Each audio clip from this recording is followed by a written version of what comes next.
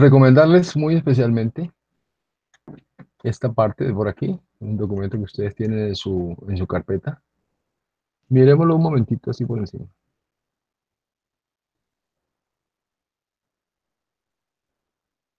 Ingeniero, qué pena lo interrumpo. Una pregunta. ¿En qué parte aquí yo puedo encontrar los exámenes que nos estaba diciendo el otro día? ¿Estamos todos, chicos? Elkin, Camilo, Sí, aquí estoy, Juliana, Miguel, aquí estoy. Sebastián, Sí, señor. Sergio. Hola, sí, aquí estamos. Eh, algunos elementos para el caso que estamos viendo de los procesos PMBOK sería considerar estos 5 elementos para considerar en la preparación del examen. Lo primero sería que los grupos de procesos no son fases del proyecto, no tienen un carácter secuencial, no necesariamente. El segundo sería que el único grupo de procesos que tiene lugar durante todo el proceso, ya lo sabemos, es el de control y seguimiento del proyecto, monitoreo y control. Lo tercero sería que cuando se aprueba la finalización de una fase, esto no significa necesariamente que automáticamente comience la fase siguiente. Debe obtenerse antes otra aprobación y ha de celebrarse otra reunión de lanzamiento tipo kickoff, es decir, otra fase sería consecuencia de un project charter, o en este caso sería un charter relacionado con esa fase. Sería básicamente la forma de que nos preparemos para no incurrir en las trampas. Y considerar que en cada fase del proyecto el costo suele ser bajo al principio, alto en la parte intermedia y vuelve a bajar al final. Esto pues es evidente, pero debemos considerarlo. Los riesgos son altos al comienzo y bajos al final. También tendría una curva decreciente a medida que evoluciona la ejecución del proyecto. La influencia de los interesados es más alta al principio y al final ya baja. O sea que son buenas noticias que al final, si hacemos una buena gestión al inicio, ya al final, elementos de costos, riesgos y o influencia de partes interesadas al final ya baja. Entonces, esto sería eh, fundamental considerarlo. Revisar y memorizar al máximo la matriz de procesos y los hitos. Recordemos que los hitos son inputs, tools and techniques y outputs. No tenemos que memorizarlos. Sí, no vamos a memorizar las entradas, salidas, herramientas y técnicas de los 47 procesos. Creo que eso es un poco imposible, pero sí lo que podemos hacer es a lo largo del curso contextualizarlos muy bien y saber qué elementos sí son entradas o salidas o herramientas y técnicas de los diferentes procesos. Van a ver que es algo muy sencillo, que realmente la mayoría de los procesos tienen muchos elementos en común, como entradas, y las salidas pues casi siempre son evidentes, de manera que no es nada del otro mundo. Eh, no es necesario saberlo de memoria, pero vamos a conocerlo bien. Am, ya sabemos estas áreas de conocimiento de memoria, ya ustedes, la gran mayoría han hecho los ejercicios de la sección uno. Entonces, sería el siguiente punto, recomendarles temas de plataforma. A ver, miramos las lecciones.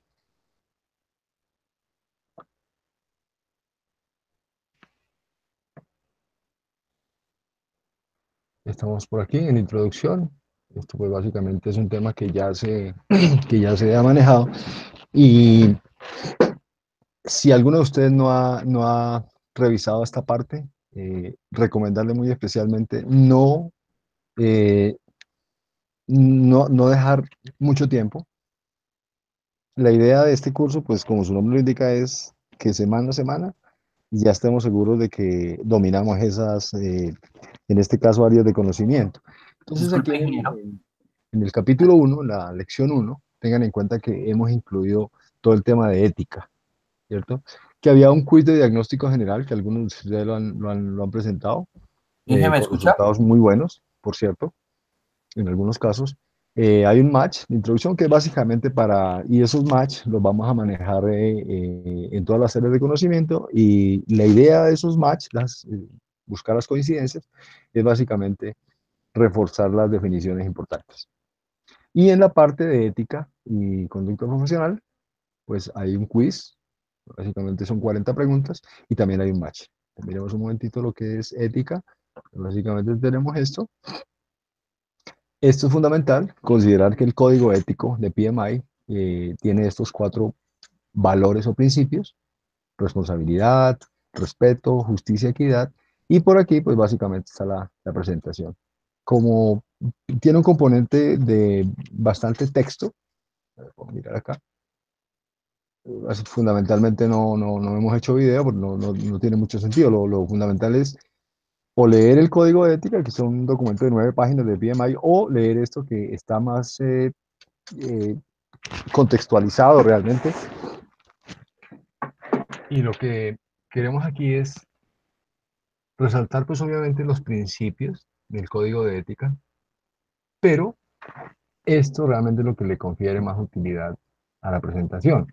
Y es básicamente tener claro cuáles son aquellos comportamientos que son obligatorios, que están aquí marcados como must, y cuáles son aquellos que son ideales. Es decir, estos son de obligatorio cumplimiento, están en fondo rosado, y en fondo verde los que sería ideal cumplirlos.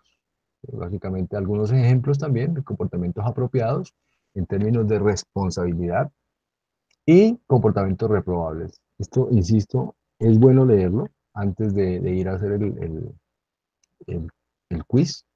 Son bastantes preguntas, dirán ustedes, son 40. Y la razón es que, como les digo, hay muchas preguntas, alrededor del 10% de las preguntas del examen abordan estos temas de ética y responsabilidad social, ¿cierto? Aunque pareciera que se está ante una pregunta de algún proceso específico, de un área de conocimiento, en realidad son preguntas de ética. Entonces, recomendarles muy enfáticamente darle una leída de esto. Miren ustedes que es una lectura más bien liviana. Y por aquí al final, honestidad, por aquí al final hay algunos elementos que también podrían aparecer en el examen, que son las dimensiones culturales de Hochfit. Recordemos que este es un psicólogo de origen holandés y lo que ha hecho PMI es involucrar esas dimensiones culturales de Hochfit, contextualizarlo dentro del código de ética, en alguna parte. Entonces, básicamente son estos elementos que aparecen aquí: la distancia al poder, el concepto de individualismo, colectivismo, un tema de rol de géneros, lo que es masculino, lo que es femenino, cómo se percibe eso en las diferentes culturas, la evasión de la incertidumbre y la orientación a largo plazo.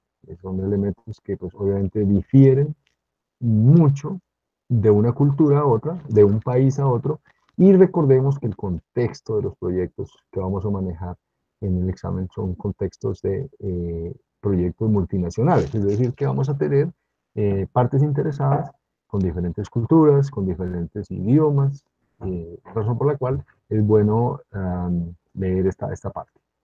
Básicamente eso es lo que tenemos en la parte de ética.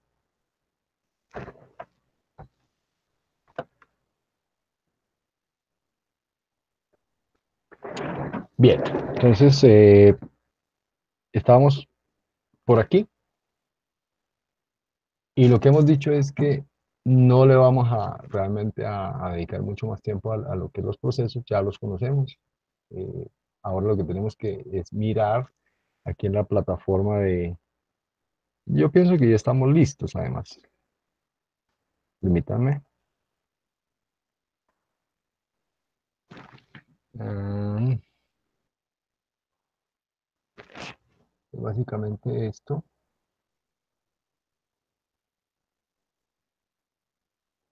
estamos aquí. Es uno,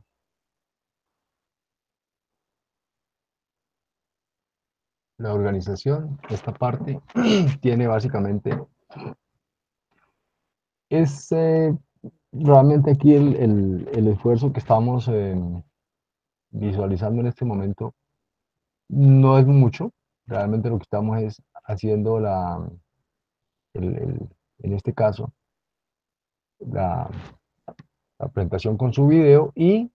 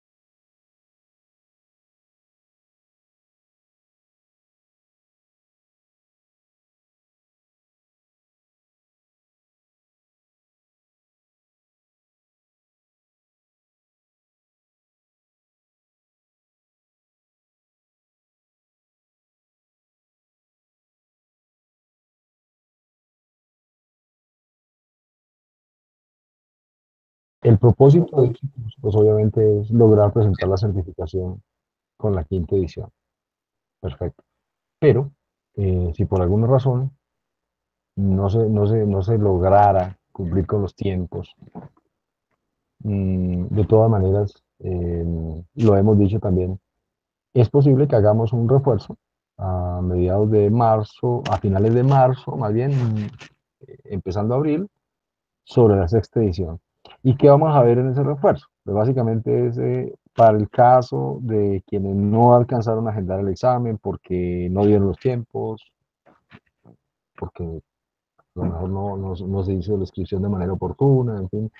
Lo que vamos a hacer en esas sesiones, pues fundamentalmente es abordar esos procesos que cambiaron en la sexta edición y obviamente hacer unos cuestionarios con modelos de preguntas de la sexta edición. Es eso. El esfuerzo que se va a requerir para hacer esa actualización no va a ser gran cosa, realmente considero que son unas pocas horas, pero debemos hacerlo. Es decir, y eso es porque la verdad que están muy justos los tiempos. Y no me extrañaría que de pronto no se consiga agendar un examen para antes del 23 de marzo, que es un viernes. PMI dice que es hasta el 25, pero el 25 es domingo. Y pues básicamente Prometric maneja horarios de lunes a viernes. Entonces, último día, último chance de presentar el examen, 23 de marzo.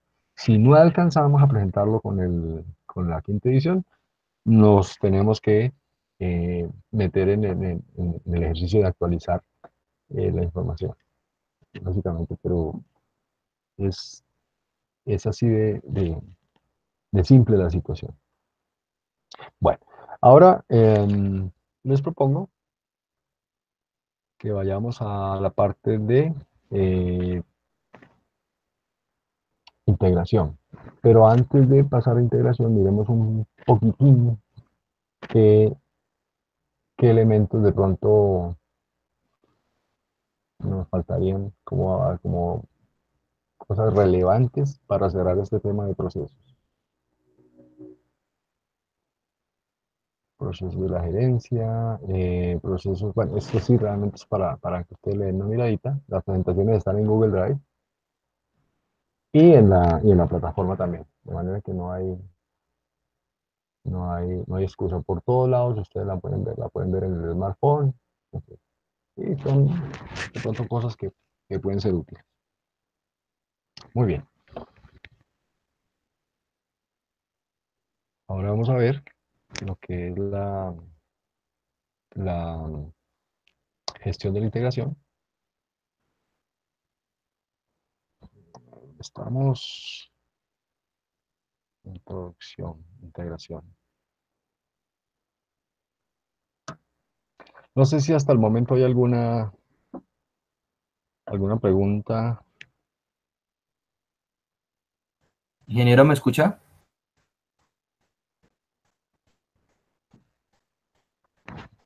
Bueno, en gestión de la integración vamos a tener que considerar dos aspectos. Eh, Sé que quizás no se vea bien la letra pequeña, pero fundamentalmente aquí lo que tenemos que abordar dos temáticas. La gestión de la integración con sus 6 procesos, tenemos que mirarlos uno por uno, y alguna introducción a lo que es la gestión de la integración. Está perfecto. Pero sí o sí necesitamos abordar este tema de indicadores financieros. Y es importante abordar este tema de indicadores financieros porque gran parte de las preguntas tienen que ver, además de la gestión de costos, y ya sabemos que la gestión de costos nos van a preguntar muchos aspectos de la gestión del valor ganado, de administración del presupuesto como tal, está perfecto. Pero hay algunos elementos que sí necesitamos conocer muy bien antes de ir a gestión de costos, que son los indicadores financieros. Entonces, aquí lo que vamos a ver es hacer un desarrollo que creo que no lo vamos a poder hacer dentro de las clases. Lo que yo les propongo es, vamos a hacer una serie de videos por cada uno de los indicadores, con ejercicios y un quiz para quienes quieran hacerlo.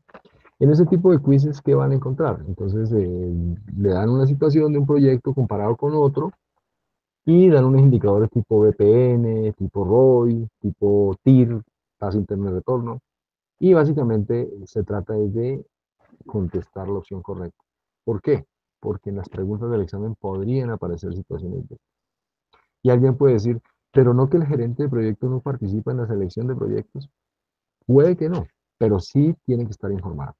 Y cuando hemos dicho que tiene que estar en capacidad de analizar un business case, pues básicamente los business case sí tienen estos elementos que los caracterizan. Entonces tenemos que, sí o sí, hacer entonces, sería un quiz de, pongan ustedes que sean 10 12 preguntas, pero es fundamentalmente eso, desarrollar esos conceptos.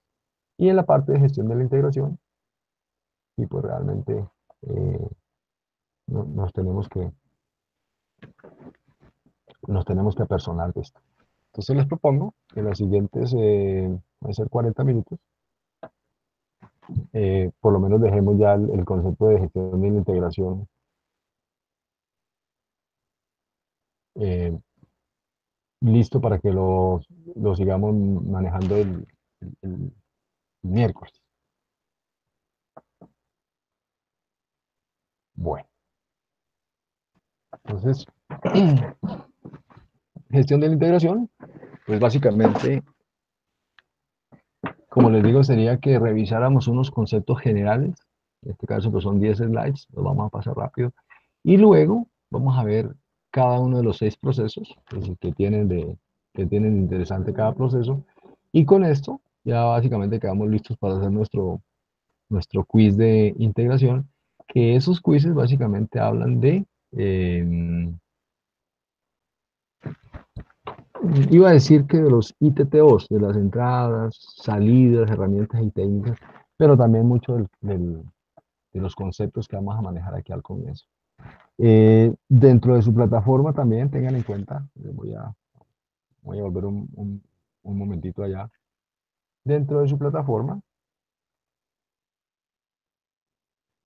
hay cosas como,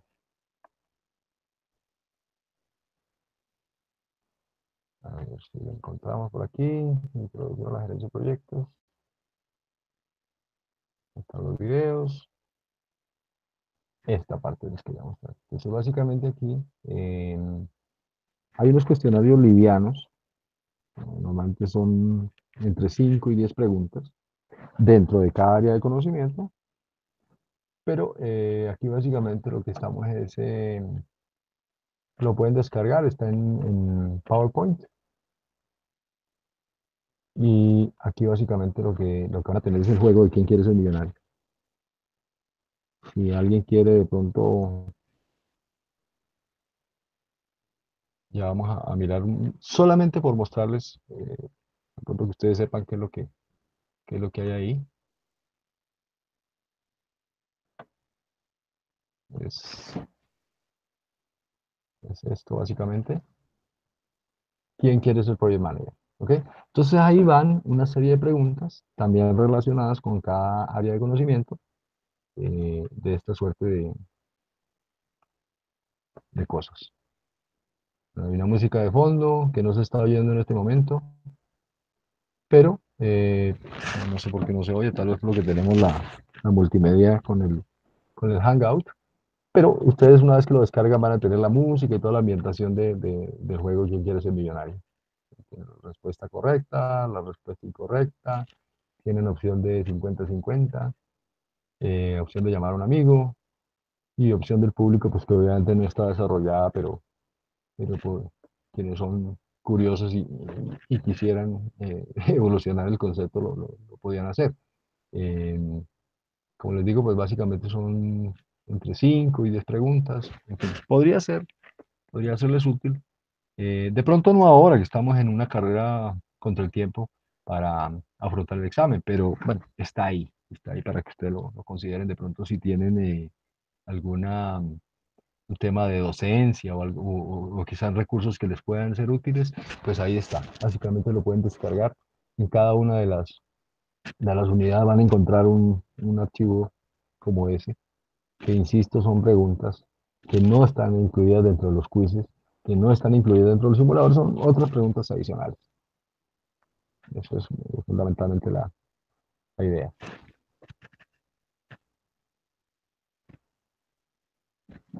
Bien, entonces,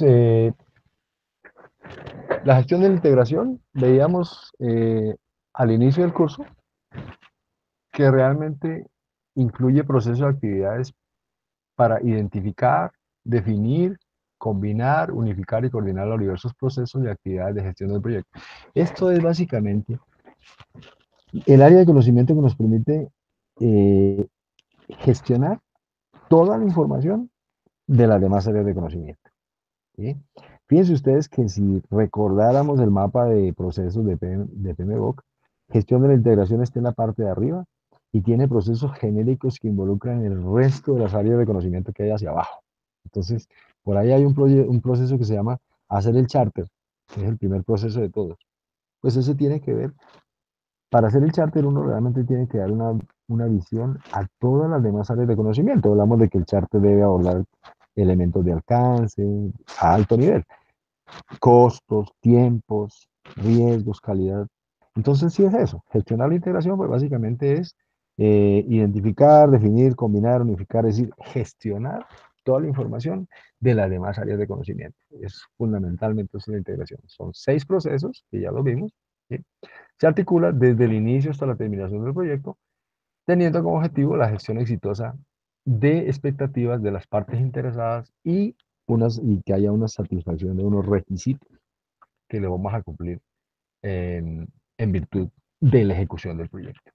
Básicamente es eso. Manejar la información de todas las áreas de conocimiento. El proyecto siempre debe estar contextualizado en la organización ejecutante y la solicitante, ¿cierto?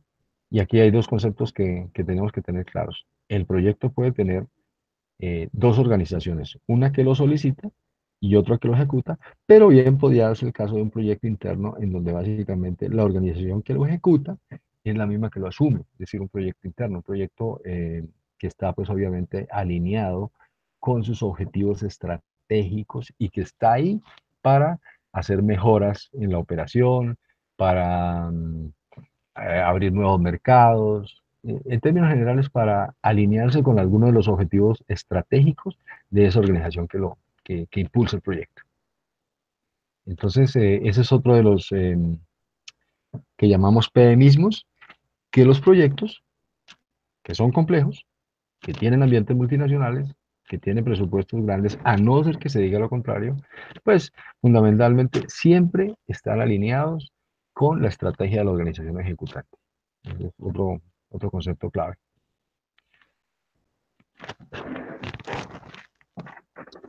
Se estructura entonces sobre múltiples procesos y el objetivo es alcanzar de forma integrada que el equipo de dirección del proyecto determine cómo implementar cada proceso, considerando las relaciones con los demás procesos y áreas de conocimiento.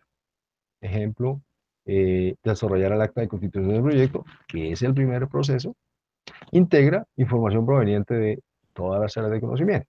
Eso ya lo conocíamos, ¿verdad? El gerente de proyecto, y este es un concepto también importante, debe asumir un rol de integrador, ¿cierto?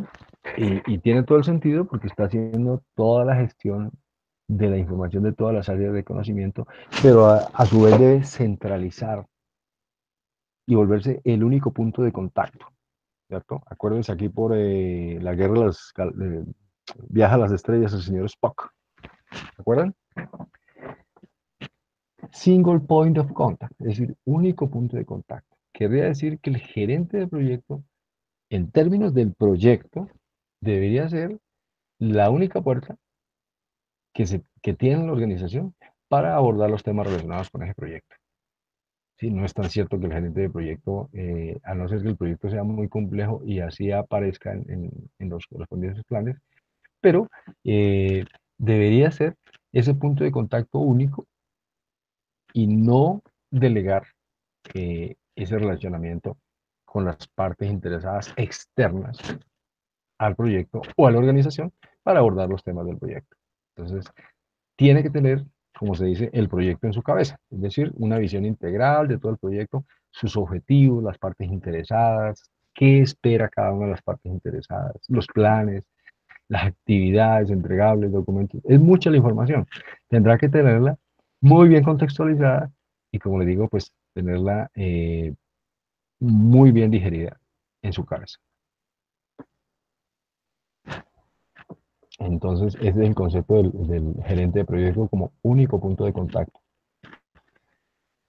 Los 6 procesos de los que hablábamos, que están en el tope de nuestra matriz, de nuestro mapa de procesos, pues básicamente son hacer el charter, el acta de constitución del proyecto, hacer el plan de proyecto, desarrollar el plan de proyecto, aquí lo llamamos de manera general el PDP, plan de proyecto. Lo otro será hacer dirección pura y dura del trabajo del proyecto, ¿cierto? El trabajo del proyecto, recordemos que lo ejecutan los miembros del equipo de proyecto, asignados a las actividades de acuerdo a un cronograma. Lo otro será hacer un monitoreo y control del trabajo del proyecto. Y ahí es donde estábamos imaginándonos al gerente de proyecto que en su rol de medidor también, monitoreando y controlando cómo va el trabajo del proyecto. Cómo va el trabajo del proyecto en relación con las líneas básicas, es decir, con lo que se comprometió de acuerdo al plan, a medida que se va ejecutando. Lo otro sería hacer el control integrado de cambios. ¿Y por qué es un control integrado de cambios? Más que un control de cambios, tiene que ser un proceso que está integrado a la organización, por eso se llama integrado, control integrado de cambios. Querría decir que es un proceso que está inmerso dentro de las políticas y procedimientos de la organización o que esa organización tiene establecido para gestionar los cambios. Es decir, un cambio se solicita, se va a un comité que lo aprueba, o lo rechaza, o lo aplaza. Son básicamente esas tres opciones.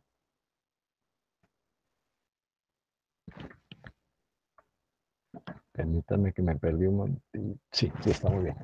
Perfecto.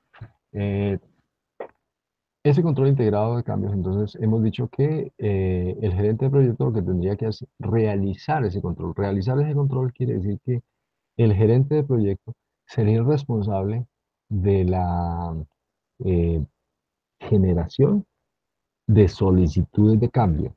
¿Cuándo se da una solicitud de cambio? Pues básicamente cuando existen novedades o elementos que ameritan que el proyecto necesita cambios en términos de más tiempo o menos tiempo, más dinero, menos dinero, eh,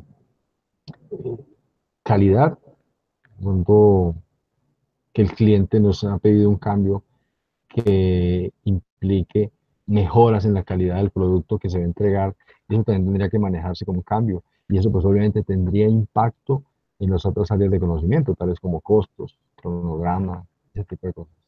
El último proceso, que es cerrar el proyecto o la fase del proyecto, cuando el proyecto es dividido en fases, pero ya abordamos de que ese proceso fundamentalmente es que más que hacer la entrega formal del producto, servicio, resultado del proyecto, pues fundamentalmente es hacer un cierre administrativo adecuado, es decir, que, que se concrete la terminación de todo el trabajo, que se hayan cerrado todos los contratos, que administrativamente realmente no queden pendientes. Serían los 6 procesos. Y tenemos entonces la génesis de los proyectos, es decir, y esto es información literal de PMBOK, tenemos estos, lo llaman triggers, disparadores de proyectos. Básicamente son generadores de proyectos. Una demanda de mercado, la necesidad puntual de la organización, un impacto ecológico, un avance tecnológico, eh, la solicitud puntual de un cliente, un requisito legal o una necesidad social. Entonces, básicamente, esto sería también como para tenerlo un poco en la memoria. Serían estas 2, 4, 7 eh, generadoras o generadores de proyectos. Y por aquí en la parte de la derecha tenemos mmm, algunos ejemplos. Vamos a ver. Una compañía automotriz que autoriza un proyecto para construir automóviles de bajo consumo en respuesta a la escasez de combustible. ¿Eso cuál sería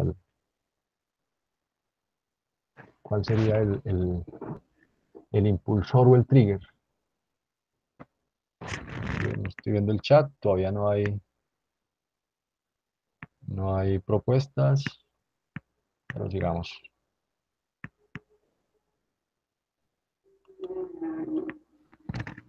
Demanda de mercado. Una compañía que emprende un proyecto para disminuir su nivel de emisión de gases contaminantes. Acuérdense del caso Volkswagen. Impacto La económico. C. Tercero, una organización no gubernamental en un país en vías de desarrollo que autoriza un proyecto para dotar de sistemas de agua potable, baños y educación sanitaria a comunidades que padecen altos índices de cólera, una necesidad social.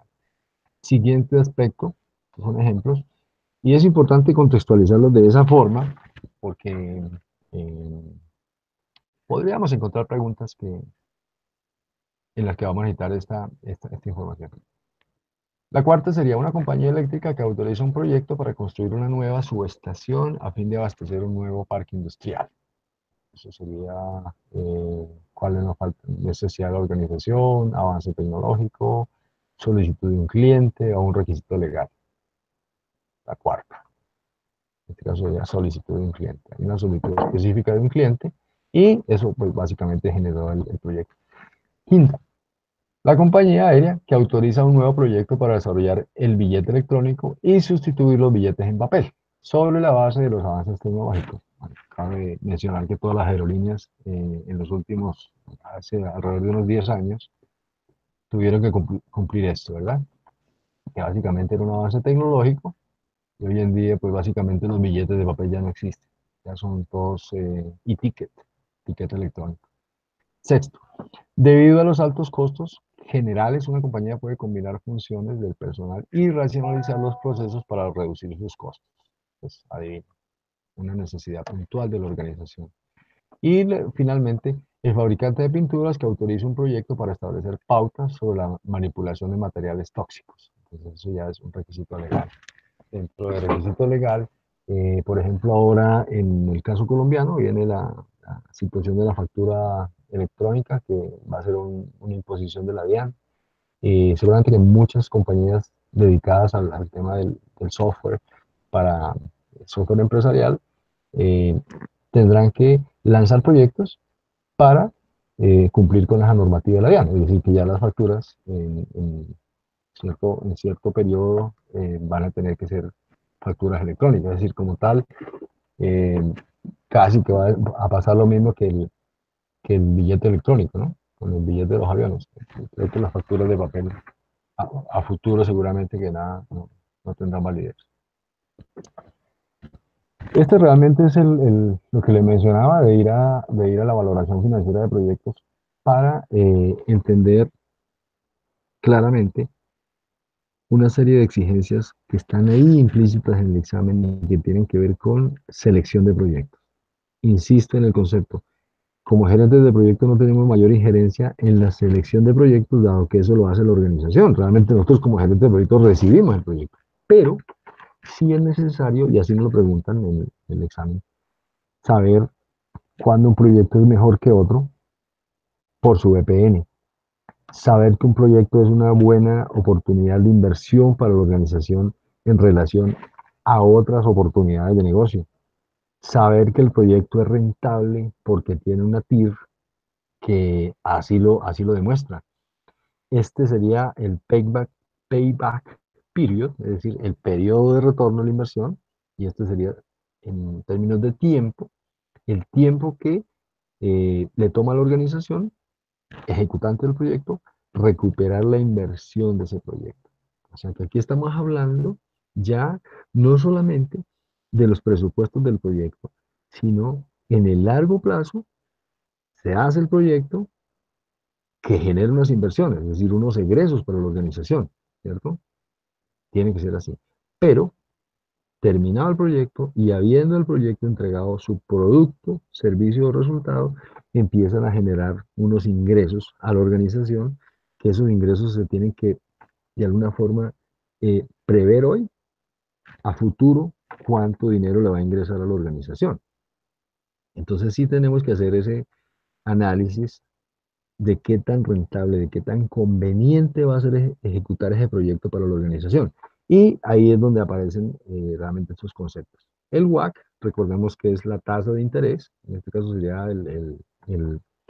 la tasa de descuento ponderado, que lo vamos a ver el concepto, pero fundamentalmente la tasa de descuento que define la organización para sus cálculos financieros. La tasa de interés usada para sus flujos de caja.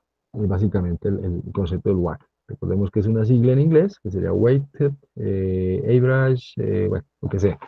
Eso lo vamos a ver un poco en detalle cuando abordamos estos temas. Entonces, mi propuesta es, como no tenemos mayor tiempo, mi propuesta sería dejar este material allí en la plataforma de manera de videos cortos, es decir, cada concepto de estos lo vamos a manejar a través de un Excel, así, y unos ejercicios en donde nos digan qué proyecto es mejor que otro, a manera de preguntas tipo examen.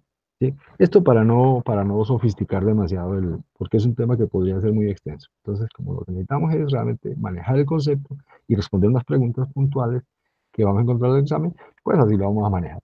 Y como estamos un poco corto de tiempo, pues básicamente mi propuesta es dejar ahí ese material en la plataforma y invitarlos a que hagan un quiz que no debería ser de más de,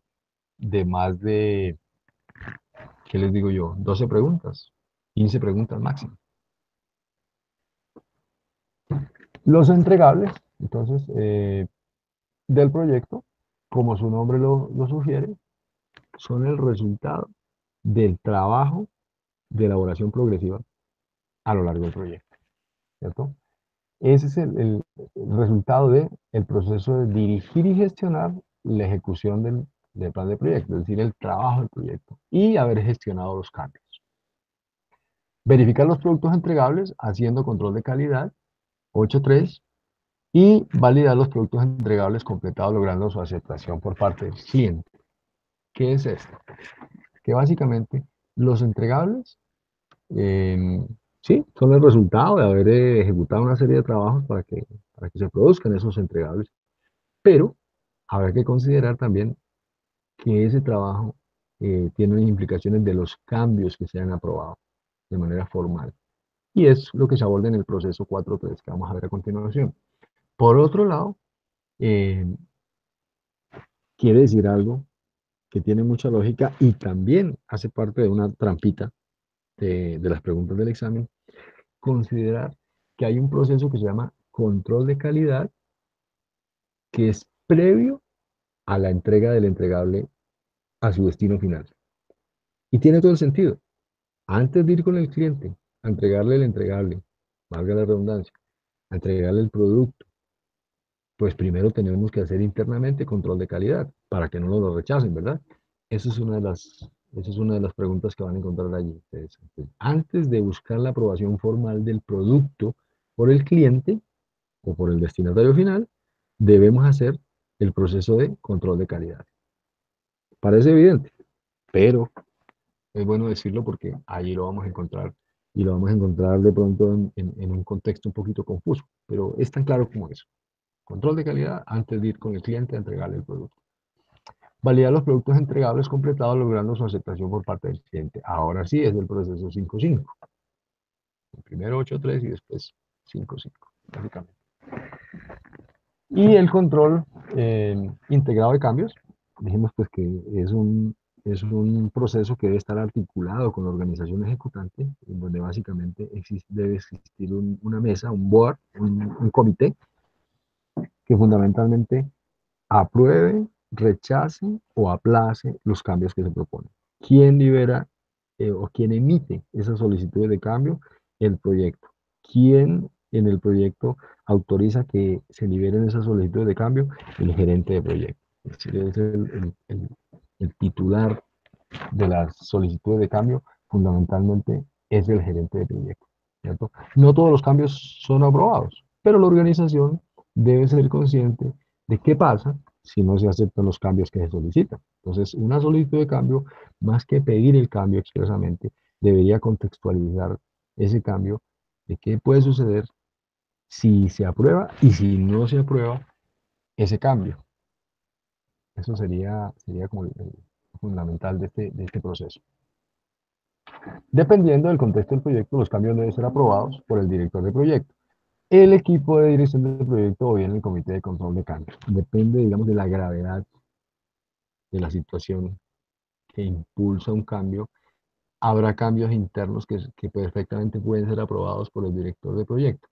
Esos cambios que realmente no necesitarían ir al comité de control de cambios, serían cambios que básicamente estuvieran dentro del margen de maniobra que tiene el gerente de proyecto. Ese margen de maniobra que tiene el gerente de proyecto, pues fundamentalmente está decantado en el cronograma y en el presupuesto.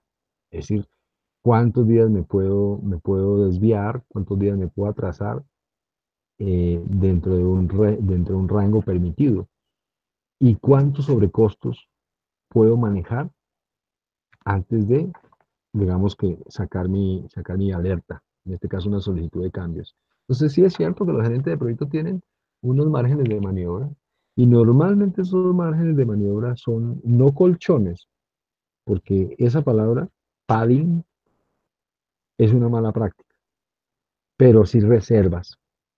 Me explico. Es una mala práctica hacer estimaciones de alto nivel y conferir colchones. ¿Cuánto se demora una actividad? 3 semanas. Ah, pero como nos vamos a curar en salud, le vamos a poner 3 semanas y media, le vamos a poner el 10% de imprevistos. Eso es una mala práctica. En realidad lo que se tiene que hacer es hacer un análisis del riesgo y dependiendo de la probabilidad del impacto, de que eso sí se pueda demorar unos días de más, debería manejarse una reserva que es directamente proporcional al riesgo.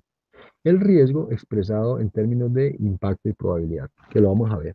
Entonces, primer concepto, ¿el gerente de proyecto tiene márgenes de maniobra? Sí. Esos márgenes de maniobra que tiene el gerente de proyecto corresponden a las reservas. Y esas reservas son directamente proporcionales al análisis del riesgo, no colchones. Es decir, si ven por ahí la palabra colchones, es una mala práctica, es una mala opción, una pésima opción. Entonces siempre es, en vez de colchones o de padding, reservas. Y otra mala práctica, que tampoco vale la pena gastar demasiado tiempo analizando una pregunta de ese tipo, es que es una mala práctica en gerencia de proyectos hacer enchape en oro. Es decir, enchapar en oro, gold plating, quiere decir añadir funcionalidades que no nos pidieron, ¿sí? Y muchos gerentes de proyecto dicen que les parece una buena práctica porque con eso tienen probabilidad de aumentar la satisfacción del cliente. Pero eso es algo completamente falso, porque eso tiene implicaciones de regalar trabajo. Estamos dándole al solicitante trabajo que no nos pidió, con lo cual se generan unos detrimentos allí a nivel de presupuesto que no son buenos para nada. Entonces, dos conceptos que si los ven por ahí, descártenlos. Uno, eh, padding, hacer colchones, son reservas. Siguiente, regalar trabajo quiere decir enchapar en oro. Y cuando uno enchapa algo en oro es porque está ocultando un problema que no quiere de pronto que aflore, eh, que salga a la luz, y lo que está tratando es de taparlo con un enchape en oro. Eso es una mala práctica también. Entonces, eso es básicamente esos dos conceptos. Si los ven por ahí en alguna pregunta, ya saben que es la peor opción. Claro, nos los presentan como si fuera una muy buena opción, como si fuera una proactividad del gerente de proyecto, y ahí es donde muchas preguntas se dañan por esa simple suposición. Bien, entonces aquí está. ¿Cómo sería el control integrado de cambios y cómo sería el flujo del proceso? Y básicamente aquí lo que estamos es haciendo dirección del trabajo del proyecto. Es decir, aquí este acróbata es el gerente de proyecto que está básicamente dirigiendo el trabajo de su gente, de su equipo de proyecto. Hemos dicho que durante la ejecución de, de esos trabajos del proyecto se hacen mediciones, ¿verdad? Ahí afloran unos datos, que son datos. Básicamente, son cifras que no están contextualizadas. Realmente no sabemos si ese número que salió de ahí es bueno o malo. Pues son datos, ¿cierto?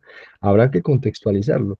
Una vez se contextualiza en el trabajo del proyecto, se constituyen en informes de desempeño del trabajo. Entonces, primero son datos de desempeño del trabajo que no dicen mayor cosa, que en virtud de el proceso de realizar el control íntegro de cambios, se analiza esa información y ya se cuenta con informes de desempeño del trabajo. Esto es un concepto importante también, definir muy bien lo que son datos de desempeño del trabajo, informes de desempeño del trabajo, y lo general está ahí, sería información de desempeño del trabajo. Ese es básicamente el concepto. Pero bien, entonces está el control de procesos. Hemos dicho que a partir de los datos hacemos el análisis ya en el proceso de realizar el control íntegro de cambios. Ahí es donde se solicitó el cambio, y ese cambio pues obviamente genera o la aprobación o el rechazo. Si ese cambio es aprobado, pues básicamente lo que venimos es eh, a implementar esos cambios de acuerdo como fueron aprobados. Por supuesto que esas solicitudes de cambio, una vez son aprobadas y se convierten en nuevo trabajo del proyecto, habrá que ir a actualizar el plan de proyecto, ¿sí? Y ese plan de proyecto eh, se actualizará con una nueva línea base. ¿Me explico? Si en la solicitud de cambio el gerente de proyecto dice que se presentó un imprevisto o un riesgo se materializó y se rebasaron las reservas que se tenían y necesitamos más tiempo, necesitamos un mes de más de lo que inicialmente se había pactado, lo que tengo es que ir a alterar la línea base. Es decir, ya la línea base que tenía antes en el plan de proyecto ya no me sirve. Tengo que quemar una encima de esa, en donde ya nos vamos a manejar con una nueva línea base, porque se trata de un cambio aprobado.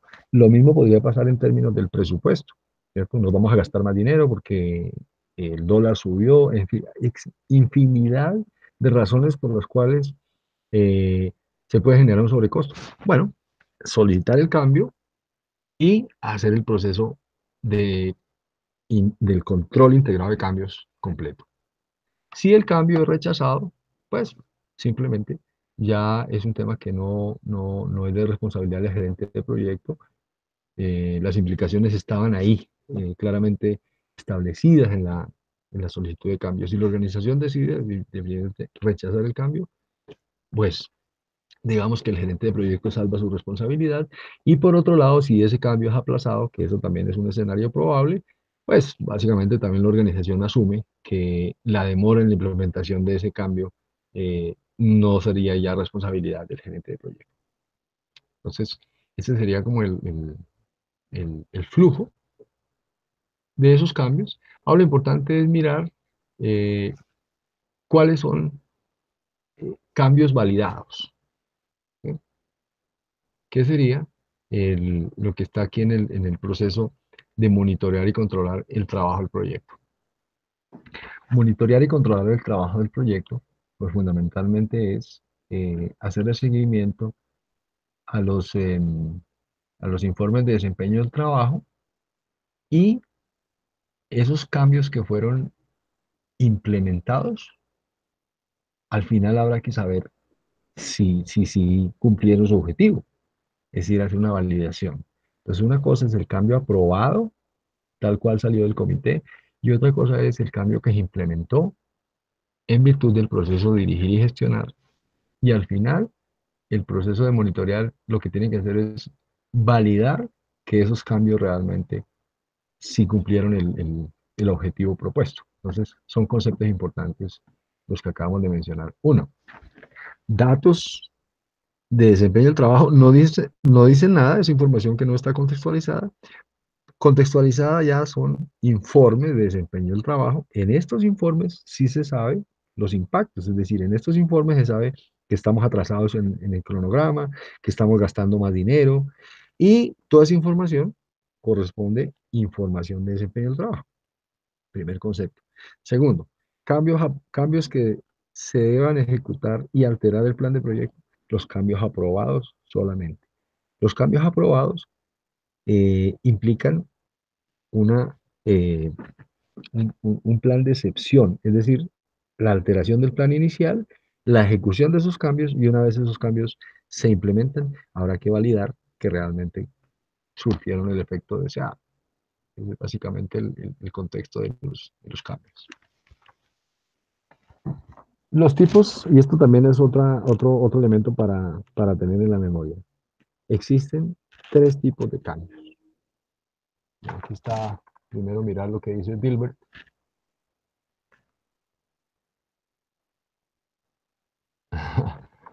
Bueno, el primer tipo de cambio sería acciones correctivas. ¿De acuerdo? Una actividad que procura volver a alinear el desempeño del proyecto con el plan para la dirección del proyecto. Esa acción correctiva, pues básicamente lo que hace es reorientar el proyecto, es decir, corregir situaciones anómalas. Y todos los proyectos tienen situaciones anómalas, situaciones inesperadas que a lo mejor no estaban incluidas dentro de el registro de riesgos. O aunque lo estuvieran, de todas maneras son acciones que se requieren corregir. Es decir, son situaciones que se requieren corregir. Lo otro sería que de manera temprana estamos viendo que va a haber un problema. Entonces, ese cambio, realmente lo que habrá que solicitar ese cambio en procura de tener acciones preventivas, es decir, que no se nos materialice un riesgo, que no se nos genere una problemática que hoy creemos que se nos va a presentar. Entonces sería el segundo cambio. Y el tercer cambio es la reparación de defectos. Y esto ya es sobre los productos que esté elaborando el proyecto. Es decir, una actividad para modificar un producto o componente de un producto que no tienen conformidades por parte de, del destinatario o de quien va a recibir ese producto, servicio o resultado. Entonces son esos tres, también para que lo tengamos ahí como parte de la memoria. Tres tipos de cambios según PMBOK, quinta edición. Y lo que hablábamos hace un ratito de la gestión de la configuración, pues básicamente sería un subsistema del sistema de dirección de proyectos en general de la organización, ¿sí? Y ese sistema de gestión de la configuración tendría entonces Procedimientos formalmente documentados que se utilizan para implementar la dirección y supervisión técnica y administrativa. Identificar y documentar las características funcionales de un producto, es decir, versionamiento. Controlar cualquier cambio de dichas características, versionamiento. Registrar e informar cada cambio y su estado de implantación, versionamiento. Brindar apoyo a la auditoría de productos resultados para verificar que cumple con los requerimientos, igual. Incluye la documentación, sistemas de rastreo, niveles necesarios de aprobación definidos para autorizar y controlar los cambios. Entonces, cada cambio genera nuevas versiones. El sistema de gestión de configuración, la gestión de configuración debe ser algo que hace parte de la organización ejecutante. Si la organización ejecutante no dispone de un sistema de gestión de configuración, le toca al proyecto básicamente crear un sistema de gestión de la configuración para administrar las versiones que se producen una vez que se dan los cambios en el proyecto. Eso pues es algo evidente, ¿cierto? Ahora ya venimos con la parte de los procesos. Son estos 6 procesos que hemos dicho. Básicamente estamos aquí. Pero voy a proponerles los 6 procesos un poquito a manera de anticipando lo que está pasando con la sexta edición. En la parte de integración, la sexta edición del PMBOK, pues obviamente incluye estos 6 procesos, perdón, 6 procesos, pero en la parte de ejecución existe un nuevo proceso que se llama gestión del conocimiento. Y esto es porque la práctica nos ha enseñado que si hay algo que genere conocimiento en las organizaciones es la ejecución de los proyectos. Es decir, los proyectos hacen cosas nuevas que no se han hecho antes en la organización, o al menos no de esa forma, por consiguiente generan conocimiento. Y como generan conocimiento, ese conocimiento vale la pena canalizarlo, capitalizarlo. Y es por eso que en la sexta edición aparece por aquí en ejecución un proceso nuevo que se llama gestión del conocimiento. Es decir, cómo se va a gestionar el conocimiento que generan los proyectos. Eh, es fundamentalmente el cambio más importante en gestión de la integración. El resto de los procesos pues, básicamente permanecen muy parecidos, con el mismo nombre, con algunas variaciones en entradas y salidas de cada uno de los procesos, pero mínimas. Realmente eso es lo que hay a nivel de la sexta edición. Los 6 procesos, que ya sabemos que están en todos los grupos de procesos, inicio, planeación, ejecución, 2 en monitoreo y control y 1 en cierre. Básicamente esto es lo que tenemos. Este es básicamente digamos, yo lo llamo ecosistema, no sé si sea correcto, pero fíjense que están todos los grupos de procesos con las entradas y salidas claves de cada uno de los procesos. Entonces, volvemos al concepto que ya habíamos revisado antes, que las entradas claves para el grupo de procesos de inicio es pues, tener unos términos de referencia, un statement of work, una declaración del trabajo claramente entendida, un buen conocimiento del caso de negocio que apalancó el proyecto y tener visibilidad de los contratos que amparan la ejecución de ese proyecto. ¿Cierto? Toda esta información debería ser conocida por el gerente de proyecto. Recordar que en el grupo de procesos de inicio, el owner, el titular de este grupo de procesos es el sponsor, no el gerente de proyecto. El gerente de proyecto actúa aquí como un receptor. Tener en cuenta que la salida fundamental del proceso, del grupo de procesos de inicio es el charter, y dentro de ese charter, la identificación de las partes interesadas clave, a alto nivel porque estamos al inicio del proyecto. Nos vamos con esa información a hacer el plan de proyecto. Y ese plan de proyecto, pues básicamente arroja estos elementos que ya los habíamos mencionado, ¿cierto? Decisiones a hacer o comprar, criterios de selección de proveedores, documentos de adquisiciones y pues fundamentalmente el plan de proyecto, ¿cierto? Y con esa información, pues básicamente nos vamos a ejecución y eh, es un poquito digamos, el diagrama completo, ¿no? Pero aquí en Monteoro y Control, pues vamos a requerir de cosas como los entregables. ¿Y qué hacemos sobre los entregables? Control de calidad. Solicitud de cambio. ¿Qué se hace con las solicitudes de cambio en este proceso? Aprobarlas, rechazarlas o aplazarlas.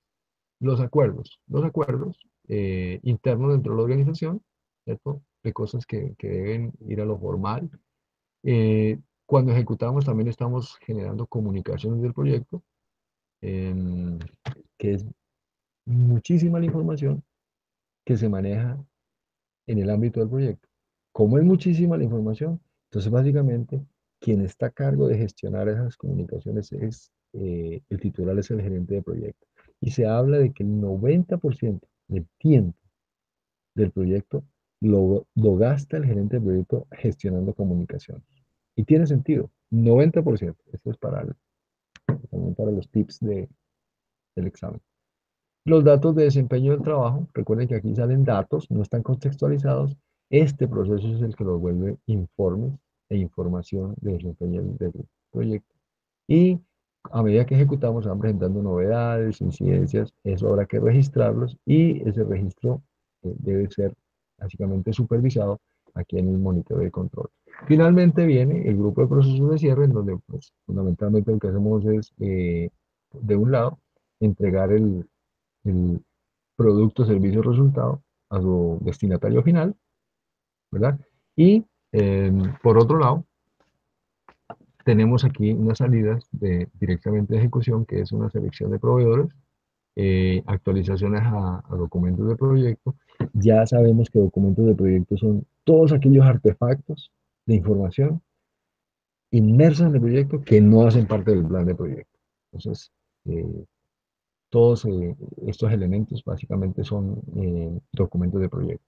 Informes de desempeño, solicitud de cambio, mediciones, registro de incidentes, registro de riesgos, toda suerte de documentos que están ahí en el proyecto, que sirven para gestionar el proyecto, pero que no hagan parte del plan de proyecto, que ya sabemos que son 16 partes, son documentos de proyecto.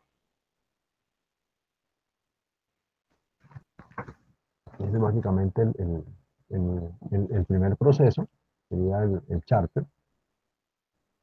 Y el otro proceso sería identificación de los interesados.